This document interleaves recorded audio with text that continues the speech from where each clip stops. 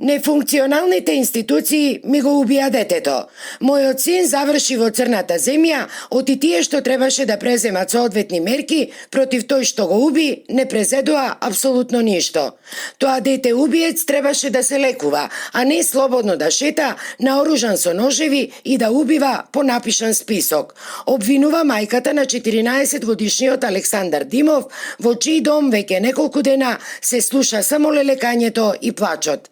Скршени од болка и тага, и се уште во голем шок и неверување за огромната трагедија што ги снајде, семејството Димови никако не успева да се помири со загубата на своето чедо. Таткото Тоше сите овие денови или е на гробишта или е во итната помош. Вели ке му пукне срцето од жал, а двете помали братчиња и сестричката на Александар, несвесни што се случува, само немо гледаат во фотографијата од својот најголем брат.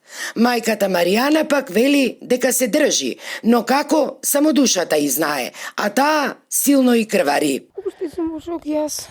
Како мајка не можам да се помирам дека ми го нема поќе детето. Една се скарале на продавница, сакал со шиша да го удри пивско. Само едно другарче го тргнало, така го спасело. И сега нек ни му рекол дојди Прилеп да се видиме. Не можеше тука да го стори убиството. Унапред замка за Прилеп го планирало овој убиството. Правда. Да не излезе од затвор. Никогаш. Никогаш да не излезе. Само правда барам. Оти тоа ако го пуштат на виделина, тој други деца ќе тебе. Оти си имал список, тој си планирал.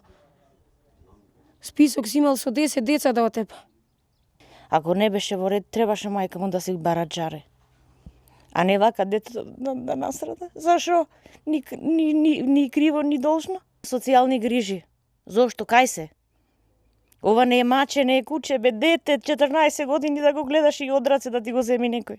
Во селото Сенокос, од каде потекнуваат и двете деца, и соселаните раскажуваат дека осомничениот бил опасен. Напад со нож неодамна имал и врз повозрасен човек. Без облека трчал низ селото, а многу лесно започувал и кавги и тепачки, употребувајќи разни опасни предмети, најчесто ножеви. Напади со нож имал и врз ученици во училиштето каде што учел. Порано беше како подобро детенце, ама сега, откога се затвори, почна и да прави проблеми по селово. Во Прилеп, во училиштето имаше еден случај таков исти, со ножови, за да се одбранит. И детево така одлепе почна да тренират, трчаше сам, не се дружеше многу, не комуницираше со луѓе. Александар беше супер детенце. Значи, другарство големо имаме со Александар, ама сега ова не можам да го опишам како така, како монструм да го убијат. Значи, масакар. Ова е масакар го направил. Дека осомничениот малолетник имал психички проблеми ни потврдија и од средното училиште во кое учел. Од училишните служби беа преземени сите мерки. Разговаравме со него и со мајката.